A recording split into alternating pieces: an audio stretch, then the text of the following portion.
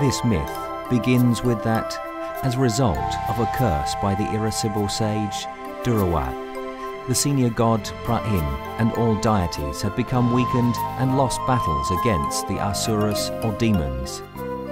The god Wisanu then devises a scheme to defeat the Asuras, to call a truce and ask them to help churn up the Amrit, an elixir of immortality from the sea of milk. The Asuras agreed to help.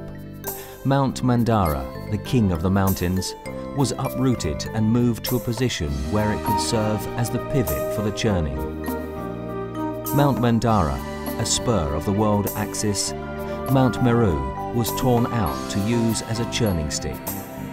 Wasuki, the king of snakes, was enlisted from the bottom of the sea of milk to serve as the churning rope. 2. Vasuki Nakara, the king of snakes, was enlisted from the bottom of the sea of milk to serve as the churning rope. The demons positioned themselves at the head of the snake and the deities at the tail. Exhausted from being rubbed against the mountain, the great serpent vomited poison, thus weakening the demons. Not long after the churning began, Mount Mandara started to topple. Wisanu then supported the pivot by being reincarnated as the tortoise Kulamar to steady the mountain at the bottom of the ocean.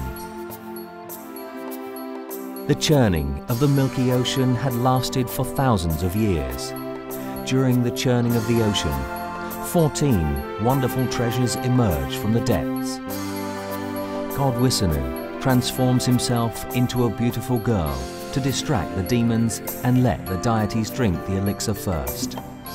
During all this time, the archdemon Rahu has disguised himself in order to drink the elixir. The moon saw this and reported it to Wisanu. He then threw his crystal chakra at the archdemon, cutting him in half. However, because of the elixir, Rahu did not die. He swore vengeance on the moon and threatened to eat it whenever they crossed paths. Because of this, the lunar eclipse was born. Eventually, Wisanu gave the remaining elixir to Pra'in to keep the water in heaven, and the demons were finally driven away.